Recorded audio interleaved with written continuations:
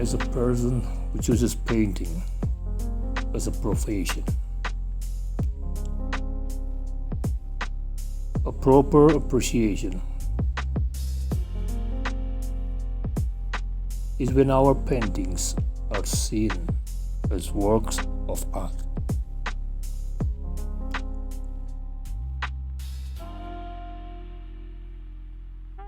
There's a passion, soul, and my emotion in it.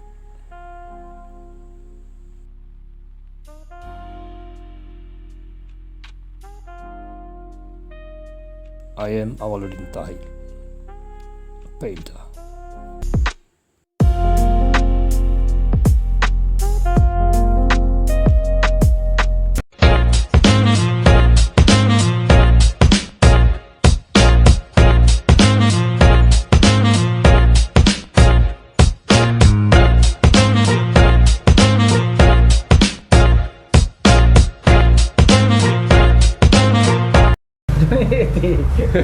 Sial tu dah.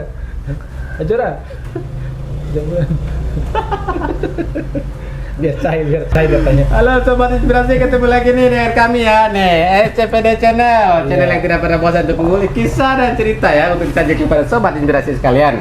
Saya berdua sama Bang Irwan nih kali ini nih. Ada di mana kita, Bang? Kita sedang berada di Tanah Parahyangan. Tanah Parahyangan. Ya, gitu. Kita sedang mengunjungi kakanda kita. Ya. Sutradara kita nih, seniman kita. Dia Melengkap adalah semua ya. salah satu putra terbaik Bima dalam bidang seni. Ya. Beliau adalah Kakanda Awaluddin Tahir. Ya, Inilah Awaluddin beliau. Tahir ya. Nyentrik sekali ya. Nyentrik. Kalau dilihat nih Sobat Inspirasi, di background terlihat banyak sekali lukisan wajah. Ditunjang juga sama penampilan beliau yang nih Sobat, ini celana jeans sebenarnya tapi dilukis lagi dengan warna yang oranye dan tampil nyeleneh dengan gigi tengkorak segala macam. Kenakalan remaja. Kenakalan remaja yang mungkin nggak sempat dulu dinakalin kali waktu itu ya. Dan saya juga kali ini tampil tanpa penutup kepala, kepala botaknya kelihatan ya. Aslinya seperti ini. Tapi ini aib apa bukan ya? Bukan. Dan bilang aib, Bang. Bukan. Tapi ini berkah yang apa ya, aib yang membawa berkah. Siaplah, terima kasih Sobat Inspirasi ya. Jangan lupa untuk subscribe terus channel kami, dan juga share ke sobat yang lain agar makin banyak mungkin kawan-kawan di luar sana yang bisa mendapatkan kisah dan cerita yang kami sajikan gitu ya. Ya seperti visi misi kami, apapun yang kami tampilkan mudah-mudahan bisa menjadi bermanfaat lah buat sobat sekalian begitu ya Bang Irwan ya. Ya betul sekali. Oke, siap. Terima kasih banyak Bang Awal udah menerima kami dan kami udah janjian udah lumayan lama ini ya. Wah, lumayan. Lumayan, cuman karena banyak kendala, beliau juga banyak kegiatan sibuk gitu Ya. Jadi baru kali ini kita berkesempatan hadir nih. Betul sekali. Sibuk di rumah. Sibuk di rumah Bang ya. Aktivitasnya apa Bang sekarang Bang? Ya, melukis.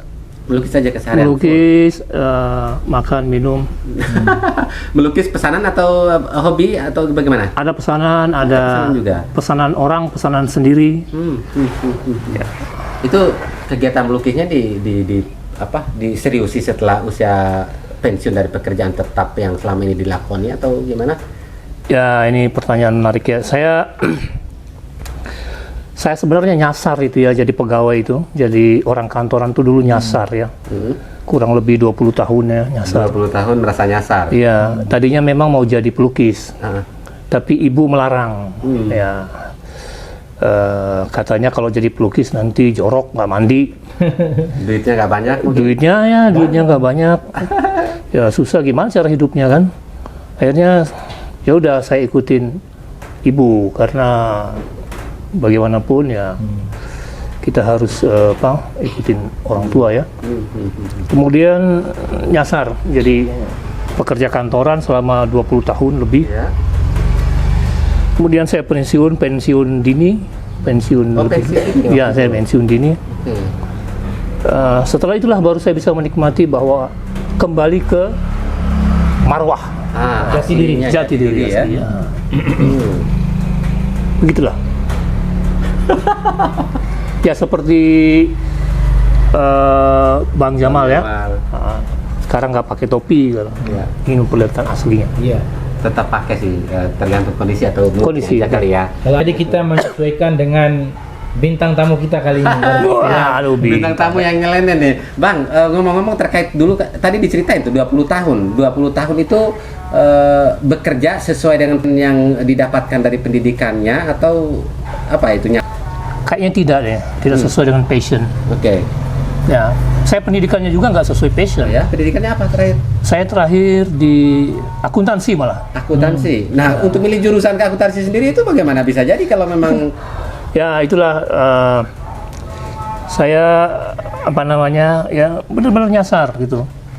Tadinya saya mau masuk ke ISIA, Institut Seni Indonesia di Jogja, tapi karena nggak boleh sama ibu, akhirnya saya asal aja masuk, asal masuk.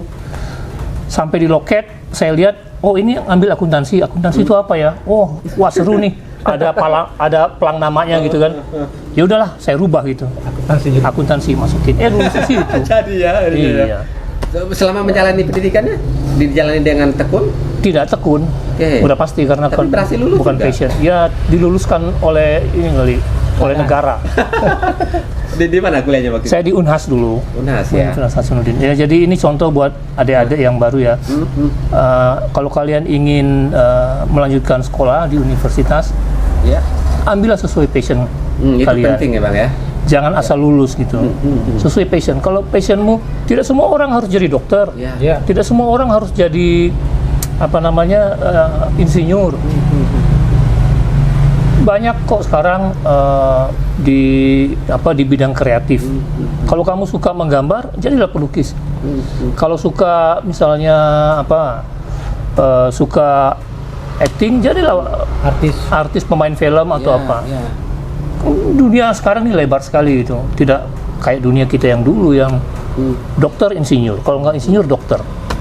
Ya begitulah Tapi kisahnya. Bang, kan ada kadang-kadang kita ada di lingkungan ataupun lingkungan keluarga lah gitu ya. Ya. Kadang-kadang memang keluarga yang mengatur anak-anaknya seperti apa dan akan kedepannya seperti Ya, apa ya. begitu ya. Mungkin dilematis juga di bagi anak-anak di luar sana yang mungkin harus di sisi lain harus mengikuti arahan orang tua yang dianggapnya ya ini untuk kebaikan lah begitu ya. Tapi di sisi lain seperti abang punya passionnya yang berbeda dengan yang diarahkan, akhirnya kan jalannya nggak berbarengan tuh bang. Itu gimana? Kasihan dari anak-anak yang di luar sana yang mungkin posisinya ada di posisi dilematis kayak gitu. Ya posisinya di orang tua ya sekarang ya. Orang tua harus bisa menyadari Iya. bakat anaknya itu apa, minatnya itu apa, passion itu minat kan ya. Bagi saya semua manusia punya bakat yang sama, punya bakat seni, semua orang punya bakat seni. Tapi apakah minat gitu? Iya. Kalau dia punya minat, oh berarti dia akan berjuang untuk mengembangkan bakatnya itu, ya mencapai bakatnya. Nah dengan begitu dia akan serius gitu, dia akan berhasil pasti, insya Allah. Makanya orang tua benar-benar lihat minat anakmu itu apa. Kita break ada bakso Malang, nah inilah enaknya rumah saya ini, ada bakso Malang lewat. gitu. Mau sambil makan bakso nggak? Mau makan bakso maksudnya. Boleh juga kayaknya. Sembari dipesan ya. Iya. Oke, sembari nunggu bakso deh. Iya. Bang, Oke. tadi kan menjalaninya 20 tahun. Ya. Boleh dibilang itu katanya tanpa passion dari abang gitu ya. Itu selama itu abang menjalani sesuatu hal yang bukan diri abang gitu, bagaimana abang bisa menjalaninya dengan baik begitu? Saya kan belajar teater ya dulu ya. Oke. Jadi ya dari ilmu teater itulah seni peran, acting aja. Berarti acting selama 20 tahun. 20 tahun acting, sobat. Berusaha menyesuaikan kan, Ya gitu, itulah. Oke. dengan skenario yang sudah ada ini gitu. Seperti itu. Iya, saya menyesuaikan diri. Dulu saya di bidang marketing ya Iya. kerjanya. Jadi dalam marketing itu juga adalah seni ya. Kata orang menjual itu seni itu. Ya saya gunakanlah kemampuan Seni ini. seni saya Oke. untuk meng-approach orang, Oke. untuk mendekati orang, untuk ya untuk relationship dengan orang lain gitu. Karena itu juga bagian dari seni. Oke, artinya ada korelasi. Ada lah. Ada ya sedikit. Hidup ini sebenarnya seni. Apapun profesi Anda, bagaimanapun bumi ini diciptakan dengan seni Iya. oleh Allah Subhanahu wa taala. Saya kurang sependapat kalau dikatakan kalau ada yang tidak suka kesenian. Iya. Salah. Kesenian itu adalah jalan untuk mencari kebenaran pencipta. Jalan ya, salah satu jalan menuju kebenaran pencipta. Wah, ini filosofis ini. Nah, itu hanya Butuh kopi nih, filosofi kopi nih, butuh kopi. dan Ya. itu hanya orang-orang yang memang punya jiwa seni yang sangat dalam yang bisa benar-benar menemukan jalan. Oh, inilah jalan saya untuk menemui Tuhan saya seperti itu. Ya enggak juga lah. Iya. Tapi intinya dengan Allah menciptakan segala sesuatu dengan keindahan gitu ya. Oleh karena itu teman-teman seniman itu mencari jalannya melalui kesenian gitu, melalui seni itu. Jalan menuju jalan untuk menyingkap kebenaran.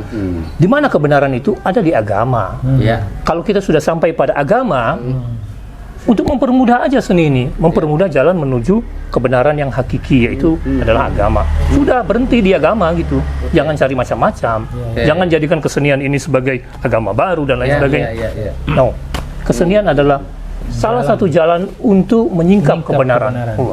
Luar biasa nih filosofinya. Barangkali. Saya jadi ini tertarik untuk mendalami nih seni. Supaya lebih tertarik lagi tuh ada kopi tuh.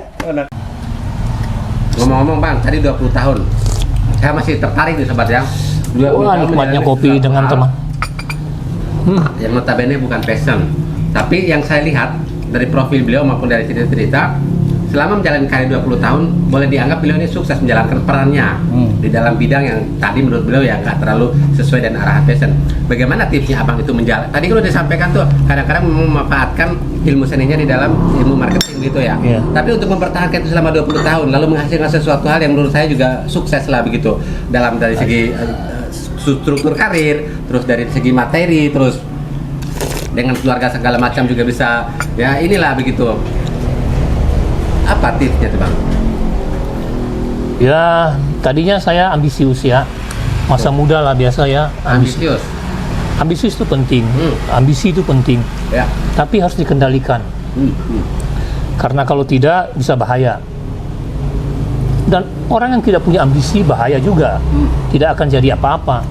Ya, Abang ini pasti tahu. Tapi seiring dengan berjalannya waktu, saya mendapatkan satu kalimat yang tepat mungkin ya untuk mengimbangi ambisi itu, bahwa pekerjaan itu adalah ibadah. Pekerjaan adalah ibadah. Kerja Oke. kita adalah ibadah ya. Sepakat untuk itu. Karena itulah rahmat Allah ya. Wah, bicara kayak ustadz lagi nih ya. Rahmat Allah itu kita mikir, apa rahmat Allah? Sehingga dibilang maha rahmat itu. Ya. Oh, rupanya apapun yang kebaikan yang kita lakukan itu bernilai ibadah. Selesai. Ya, setuju. Kita senyum sama istri, ibadah. Ya. Istri sendiri ya, bukan istri orang ya. Iya, betul. Jangan dong. Oke, istri sendiri. Iya, kita bagi-bagi kuis. Orang lain senang, itu ibadah. Ya. Ya. Tapi ngomong-ngomong saya belum pernah dapat ini kuis dari SCPD ini. Ini aja, nanti minta khusus aja menjawab. Saya sering ngikutin sih, tapi menarik sekali. Hiburan. Ya, apapun yang membuat orang lain senang itu ya. ibadah. Nah, Oke. itu. Itulah mudahnya mendapatkan pahala, mudah Iya. sekali mendapatkan pahala. Iya. Nah, dari situ saya mulai mengimbangi ambisi Iya. saya Oke. imbangi. Jadi kalau dikasih tugas pekerjaan, ya jangan setengah-setengah lah, jangan integrity Pak. Saya paling kalau apa satu kata yang menjadi kunci kalau ditanya gitu, integrity ya. Integrity itu bisa dipercaya. Iya. Ya. Kepercayaan orang itu sangat-sangat mahal. Kita nggak perlu sangat-sangat pintar. Kita hanya perlu integrity. Iya. Bisa dipercaya, selesai. Selesai. Insya Allah selamat. Insya Allah selamat. Nggak ada lagi yang hal lain yang dan integrity itu tidak bisa dibuat-buat gitu. Harus memang datang dari dalam dan keinginan yang luar biasa. Iya. Anda tidak perlu pintar, apalagi kalau udah pintar ya. Ya. Alhamdulillah. Tapi sekali once Anda punya integrity yang baik, sukses kamu. Ya. Sukses kamu. Oke. Integrity nomor 1. Ya itu sih Bang. Oke, berarti tadi sobat kita simpulkan yang pertama tadi menganggap bahwa apapun yang dilakoni itu, apalagi untuk hal-hal kebaikan termasuk pekerjaan adalah ibadah. Terus yang kedua harus memiliki integritas gitu ya. Titik di mana Abang harus memilih atau memutuskan untuk saya selesai nih di bidang ini. Aduh, pertanyaannya asik nih. Ini jago memang Jago, dia. ya. Ngulik-ngulik orang tuh ya. Betul. suatu saat Ya. saya merasa kok saya berada di satu lingkungan di mana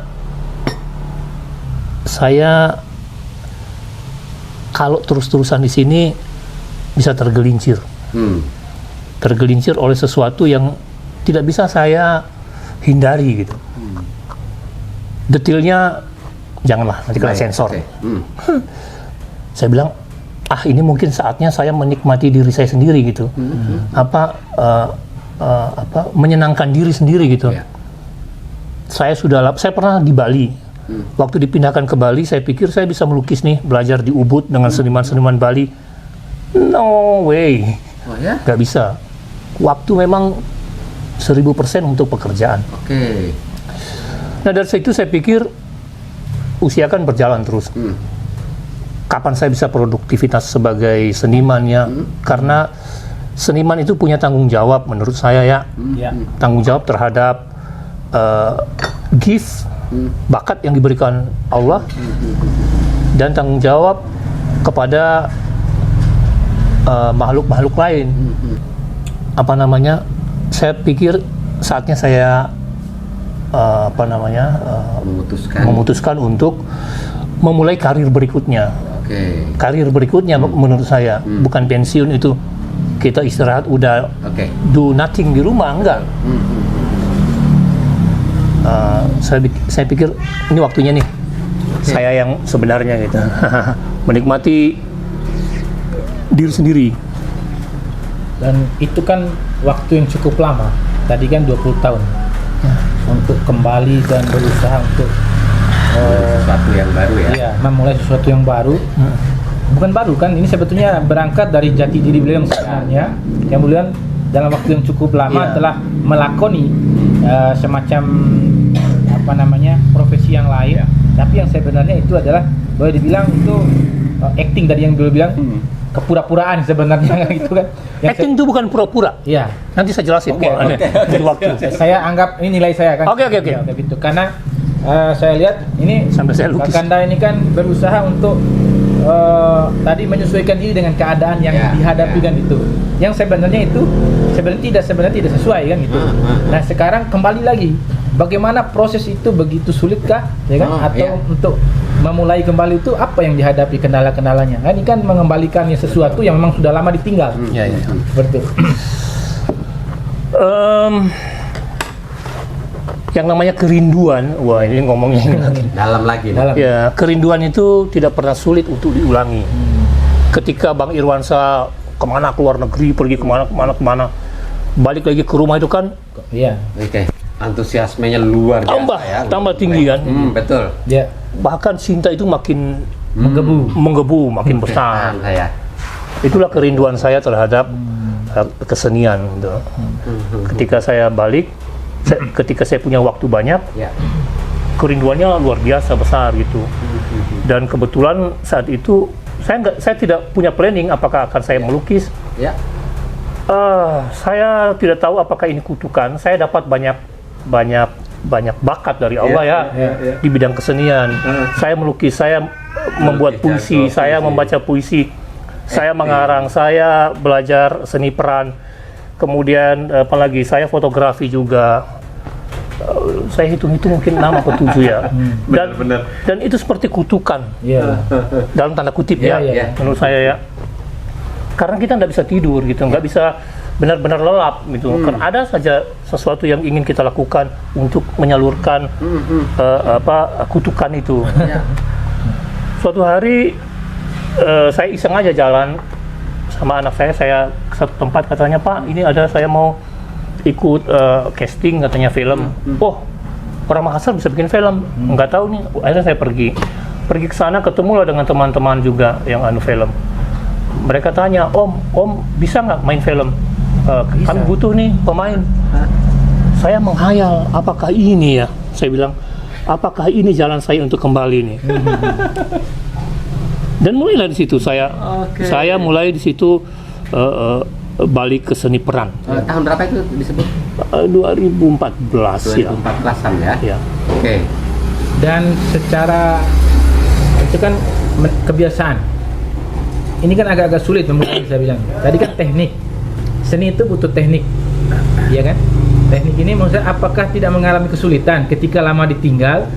Ibarat kita ini kan jalan yang sudah tertutup, kan? Kemudian kita coba membuka kembali, kemudian membentuk mengambil lagi jalan ini untuk terus ditapaki terus kan itu. Kira-kira apa kesulitannya di situ? Ya. Pada prinsipnya tidak terlalu sulit. Tetapi kalau saya tidak mengasah ulang, sama Cilamboko tidak ramba, Maroka, harus diramba lagi itu. Itulah pesan saya kepada anak-anak muda sekarang. Asahlah kemampuanmu. Bakat itu tidak bisa dipendam. Harus diasah. Caranya ngasah, pelajari lagi. Sekarang kan banyak banyak saluran untuk belajar, nggak kayak kita zaman saya dulu, hanya perpustakaan, hanya koran, itu pun datangnya sebulan sekali. Teman-teman terbatas itu ya. Sekarang media itu cukup. Media banyak, tapi jangan gunakan media online saja. Temuilah orang-orang yang paham, temuilah para seniman kalau Anda di bidang kreatif. Interaksilah, ngopilah bersama mereka. Betul. Karena ada ilmu yang tidak ditulis di buku. Dan itu hanya keluar pada waktu-waktu tertentu. Kapan? Ketika Anda berhadapan dengan guru. Dengan, ya zaman dulu kan guru ya, hadapan langsung ya. Nggak ada di buku, nggak ada di gadget. Nah itulah yang kikuk pertama awalnya. Akhirnya saya mulai belajar ulang. Belajar dari mana? Saya masih ada beberapa buku. Saya ke toko buku nyari lagi. Saya jalan kaki di Senen itu untuk nyari buku. Itu ada dari Miss Bayu Sabiran, teknik menulis skenario. Kemudian saya cari buku-buku seni peran yang dulu-dulu. Cari, kalau nggak ada di internet, saya cari langsung ke toko bukunya. Jadi kerinduan yang besar itu yang membuat saya mau belajar ulang. Baik. Itu. Artinya dari situ dimulai kembali sudah ya? Intinya kuncinya belajar ulang. Nah, di dalam menjalankan peran yang sesuai dengan itu, jadi otomatis dong ya, sesuai dengan bawaan passionnya passion gitu kan. Ada kepuasan yang mungkin di situ yang nggak mungkin sulit mungkin untuk digambarkan, tapi ya menyatakan bahwa ini adalah gue, gitu, ini adalah saya, seperti itu ya. Ada benar ya orang-orang seniman itu merasakan seperti itu, benar Bang ya? Benar sekali, benar. Kepuasannya dalam bentuk apa kalau dalam konteksnya Abang begitu? Sudah pasti bukan finansial ya. Bukan finansial. Ya. Karena saya pernah di satu titik. Ada lagi ya. Itulah enaknya studio. Saya pernah di suatu titik, Bang Jamal. Dia bilang, wah, ini saya ngasilin duit dulu waktu jadi orang kantoran, nggak sesulit ini gitu. Sehari bisa segini gitu ya, sebulan apa bulanan kan gitu, sebulan bisa segini. Ini setengah mati. Dapatnya segitu, ampun ya. Lukisnya ampun, pelan-pelan ampun, bangun lagi capek gitu. Untuk duit yang dulu sehari doang gitu kan. Tapi begitu prosesnya kita ikutin, kita jalanin, tapi saya puas gitu, saya bisa hidup kok. Artinya dulu kita pernah berpikir bahwa gimana gue bisa hidup ya dengan hanya mengandalkan kemampuan seni itu ya. Sekarang ternyata bisa ya kita jalanin, dan kepuasannya itu jauh lebih puas daripada gaji bulanan yang kita dapat dulu. Memang gaji bulanan yang kita dapat dulu itu secara fisikal membuat kita gembira gitu ya, secara fisikal ya. Tapi ternyata kepuasan loh. Ternyata beda, betul konteks. Sorry to say ya, Om ya. Kita itu hanya perlu cukup, nggak usah lebih. Setuju, nggak usah berlebihan lah gitu ya. Baru sudah dibahas sama kita. Cukup. Siapa yang menentukan cukup? Kita sendiri. Kita sendiri. Betul, kita sendiri yang bisa mengukur ya, menakar. Kita sendiri bisa menakar. Nah, suatu saat nanti ini yang muda-muda ini akan dapat masa ketemu satu titik di mana bahwa wah, waktu muda kita ambisinya luar biasa, pengen ini, pengen itu, pengen ini. Ternyata kita tuh hanya pengen senang, pengen bahagia. oh ternyata benar di dalam Al-Quran itu ya, bahwa manusia itu ingin bahagia dunia, bahagia akhirat. Apa definisi bahagia? Ketika hatimu puas, ketika tidak ada yang terzolimi oleh kamu, ketika kamu melihat kayak Bang Irwan berbagi rezeki itu, melihat orang lain gembira. Itu. Apa yang didapat? Betul. Ketenangan batin. Kelegaan kita ini lega banget itu. Ya. Kalau orang lain ngelihat berarti rugi, nah gaduh. Iya betul. Tidak beruntung malah. Lega hati, lapang. Memberi itu melapangkan. Waduh. Ternyata yang kita kejar selama ini adalah kelapangan. Betul Bang Irwan. Saya Tadi setuju baru sekali tadi ya. mau diomongin ini. Oh, ya? Tuh, ikut saya berarti. Nggak usah ikut tadi. Iya. Jangan maksa saya ya. Jadi Sobat Inspirasi, nilai dari apa yang kita lakukan memang kita bisa nggak bisa mengukur segala sesuatu dengan uang, ataupun nggak bisa mengukur juga seberapa besar yang kita keluarkan lalu kita apakah mendapatkan feedback itu kembali. Tapi yang terpenting adalah rasa kepuasan kita di dalam hati kita dikala melaksanakan itu, dan dikala juga kita nggak mengharapkan imbalan apa-apa terhadap apa yang kita lakukan, dan itu adalah kepuasan yang hakiki. Persis seperti yang disampaikan oleh Bang Awaludin Tahir ya. Udah dalam sekali nih perjalanan hidup dari sampai akhirnya menemukan. Gara-gara kopi nih. Berarti sarannya adalah minum kopi. Kopi dulu. Ya. Tos. Ya. Mana lagi nih kita nih. Keren. Kayak begini ya. Kita ngopi bertiga ini. Ya. Ini momen priceless, nggak bisa kebayar ini. Banget. Mahal ini. Kayak momen kayak gini nih. Nah, kalau kita menyadari bahwa ternyata kita nih kaya banget sebenarnya. Betul. Ini kayak momen kayak gitu. Ngopi bertiga di sini di tempat disaksikan oleh teman-teman SCPD. Mereka mendapat inspirasi multiplier tuh. Dia akan menggulung terus. Wah, orang ada dapat inspirasi dari SCPD. Wah, saya akan begini nih. Wah, saya terinspirasi nih. Itu kayak multi level marketing itu. Dia akan bergulung terus pahalanya. Berkembang ya. Begini aja kita udah dapat pahala. Alangkah maha rahmatnya Allah ya. Masya Allah. Kok bisa sejalan dengan apa yang kita wawancara di mobil tadi kan? Nyambung kan? Oh gitu ya. Memang benar bahwa Tuhan itu akan selalu menghadirkan orang-orang di sekitar kita ini yang memang ya sejalan, seide, dan bahkan memang memiliki satu istilah kata pandangan yang sama gitu dalam berbagai hal.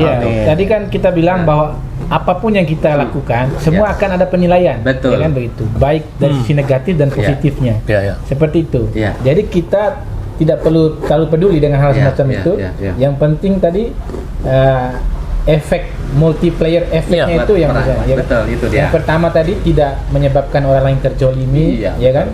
Kemudian secara pribadi juga kita memiliki kelapangan, ya kan? Nah, kalau diukur dari harta dan juga uang mungkin tidak bisa, tapi ada kelapangan, ada kepuasan di situ. Dan sekali lagi yang paling penting, orang lain senang, kita senang, kita puas, dan orang lain tidak terjolimi tadi. Setuju. Jadi menurut Om Kakanda Awaludin juga sejalan dengan apa yang saya sampaikan tadi, bahwa kita tidak perlu menilai itu dari sekian pasang mata yang melihat. Oke lah, amalan kita, perbuatan kita, cara kita kerja ini dianggap negatif, biarlah kan gitu kan. Betul. Tapi akan ada salah satu atau dua mata yang akan mengambil manfaat positifnya, yang kemudian secara diam-diam mengikuti itu, tanpa dipamer mungkin seperti kita, ya kan, tanpa ditunjuk-tunjuk mungkin dalam diam dia bekerja, lalu itu menjadi sumber pahala walaupun kecil. Ya mungkin inilah yang akan mengajak kita ke surga nanti. Amin. Kita nggak pernah tahu amalan mana lewat siapakah yang doa-doanya dijabah sama Allah itu yang akhirnya mengantarkan kita pada tujuan akhir kita itu. Yang penting kita sesuai rel dulu, tidak melebihi atau tidak keluar dari jalur-jalur kebenaran nih. Jangan melenceng ke arah kemaksiatan ini. Oke, saya rasa juga Sobat Inspirasi sepakat dengan apa yang kami sampaikan, di mana ada banyak hal positif yang bisa kita lakukan dan tanpa juga kita mempedulikan efek atau feedback terhadap yang kita rasakan begitu ya. Yang penting kita berbuat baik saja dulu ya. Seperti yang dilakukan oleh Bang Awaludin Tahir juga mengaplikasikan mimpinya, mengaplikasikan sosok yang ada di dalam batinnya gitu, pergolakan batinnya. Sampai hari ini beliau benar-benar fokus menjalani atau menekuni bidang menekuni seni begitu ya. Nah, Bang Awaludin Tahir, seni yang sekarang menjadi pilihan hidup Abang. Saya ingin nanya secara konkret langsung deh. seberapa besar nilai ini, nggak apa-apa kita sebut juga finansial nih supaya juga dapat gambaran walaupun itu bukan menjadi tujuan akhir begitu ya. Seberapa besar nilai manfaat finansial yang Abang rasakan dari apa yang Abang lakukan dalam bidang seni? Bukan bersifat materialistis tapi ini realistis. Saya orang yang paling tinggi menghargai karya seni. Ini mungkin menjadi apa ya? Menjadi tidak sesuai dengan keinginan orang ya. Kadang-kadang ya. Baik sebagai belum berani juga nyebut aktor ya. Masih kelas lokal lah ya. Pelakon lah ya. Bukan pelakor ya. Pelakon. Cuman beda R sama N. Ya. Beda sedikit bisa tergelincir ya. Masya Allah. Ya. Saya menghargai karya seni satu. Oleh karenanya saya menaruh nilai finansial terhadap karya seni saya pada urutan ke itu tinggi. Baik. Tinggi dari mana saya dapat tahu tingginya? Ya saya juga pelajari dari teman-teman yang sesama profesi ya. Contohnya untuk dunia acting ya, seni peran di film misalnya gitu ya. Saya tidak perlu nyebut angka ya, tapi range-nya mungkin range-nya waktu di Makassar dulu lumayan lebih tinggi daripada yang lain gitu. Suatu hari ada teman dari Jakarta itu yang kayak PH-PH besar dari Jakarta produksi di sana, mereka cari pemain gitu, tidak ketemu. Begitu lihat profil saya mau gitu. Akhirnya kita bicara soal uang tadi. Ya bagaimanapun kita butuh uang untuk tujuan kelangsungan ya. Kelangsungan. Dan saya bertahan dengan standar saya gitu. Saya bilang seusia saya tidak mengejar lagi popularitas gitu. Bagaimana Anda menghargai jasa yang akan saya berikan tuh, jasa seni yang akan saya berikan. Karena berapapun yang Anda berikan, meskipun itu kecil misalnya, yang akan saya berikan nggak mungkin saya turunin juga. Seniman begitu, misalnya ada yang pesan lukisan gitu, saya mau dilukis, tapi dia maunya murah gitu, tidak mungkin saya lukis asal-asalan. Orang jadi jelek misalkan. Ya, karena murah gitu kan, nggak mungkin. Tetap standarnya sama, mau murah mau mahal tetap sama gitu. Karena itu reputasi. Betul. Ya, ini soal reputasi ya. Akhirnya deal gitu ya. Nah, itu yang saya membuat standar. Di lukisan juga gitu. Saya standarnya lumayan ya. Tapi ada beberapa yang saya tahu ada beberapa yang mengapresiasi sama gitu. Ada juga yang kaget, wah, aduh, gimana gitu. Tapi maksud saya begini, saya pernah ngomong ke anak-anak muda itu, jangan jual karya senimu terlalu rendah, hargailah dirimu gitu. Kamu harus menghargai dirimu. Tapi Pak gini-gini, tidak, hargai dirimu. Di sini rumah saya dekat sama studionya Jayhan. Jayhan itu terkenal pada zamannya di mana harganya itu edan gitu. Ketika Avandi harganya sekitar puluhan juta, beliau udah main ratusan juta. Dan itu bertahan sampai sekarang gitu. Itulah Jayhan gitu. Karena apa? Yang dicari bukan balasan finansial, tapi nilai dari value value penghargaan orang, value yang kita berikan gitu. Karena seni itu tidak bisa diukur dengan cost ya, kayunya berapa, kainnya berapa, harga catnya berapa. Nilai seninya yang tidak bisa diukur. Nilai seni adalah who you are. Anda siapa gitu.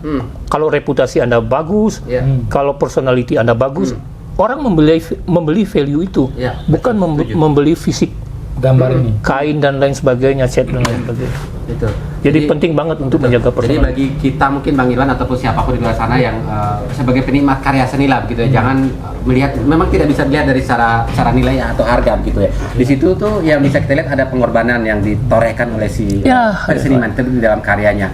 Lalu pada saat kita pun mengapresiasi seni, antara saya ataupun seseorang dengan orang lain itu menilai berbeda Bang. Memaknai sebuah lukisan misalkan, memaknai dengan standar saya dan standar Bang Iwan pasti berbeda, dan itu juga akhirnya kan membedai atau membuat perbedaan antara nilai tadi itu Bang. Sorry, saya potong ya.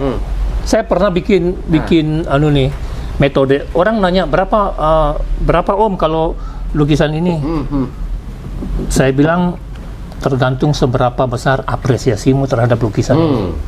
Wah, itu yang penting. Itu yang repot. Orang repot jadinya. Waduh, saya mau harga segini saya malu. Saya mau tinggi saya nggak sanggup. Berapa kali? Sering kali. Om, maunya yang fix angkanya berapa gitu ya? Om, saya mau ini Om. Mau lukisan juga gini. Tolong dong lukisan saya. Iya, berapa Om? Saya bilang tergantung berapa besar apresiasimu terhadap lukisan ini. Dia bilang, aduh kalau gitu saya nabung dulu Om. Karena memang kalau dilihat dari apa yang udah diperjuang, apa yang ditorehkan oleh ini ya nggak bisa kita nilai dengan rupiah berapapun begitu Bang. Akhirnya ternyata itu salah. Suatu hari saya pernah dibayar murah sekali oleh teman sendiri. Itulah nggak enaknya banyak teman ya. Bercanda. Masih belum ada angka saya waktu itu.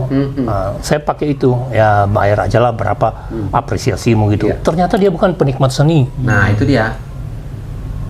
Begitu dia bayar, ya saya nggak protes lah, terima aja. Rezekinya mungkin segini ya.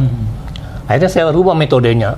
Sekarang metodenya nyebut angka, supaya nggak salah paham. Betul. Karena rupanya itu belum bisa diterima atau dipahami secara Indonesia, belum bisa kita. Karena memang ada tabiat yang kita terlalu menganggap itu dia masalahnya. Gitu. Betul. Tapi secara finansial apakah cukup atau survive, itu tadi saya bilang cukup. Kembali lagi kepada cukup itu relatif ya. Kembali kepada pribadi. Tapi kalau kepuasan puas banget gitu. Pesan saya buat anak-anak muda yang akan berkiprah di dunia seni apapun ya. Jangan menaruh terlalu rendah jangan menghargai terlalu rendah hasil karyamu gitu. Supaya hasil karyamu itu diapresiasi orang, ya belajarlah untuk meningkatkan kualitas karya. Tidak ada kata berhenti untuk belajar. Tidak ada. Dan kreativitas itu nggak ada ujungnya Bang ya. Tidak ada ujungnya. Skrip itu saya bagi ke anak muda, saya kirim ke Bima, ke anak-anak muda yang saya lihat karyanya bagus. Saya kirim ke Makassar, yang semua orang itu sebenarnya extraordinary.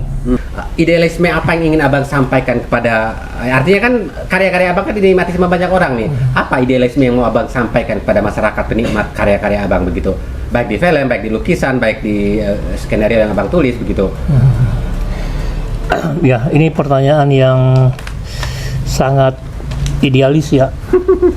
Idealis. Ya, saya untuk memutuskan mengerjakan sesuatu saat ini ya, pertama adalah ada nggak nilainya ada nggak value-nya buat orang lain gitu. Manfaat buat orang lain. Bagi kita semua, beliaulah sumber inspirasi kita gitu ya. Mencontoh dari dia aja sedikit pun yang kita bisa lakukan sudah alhamdulillah luar biasa.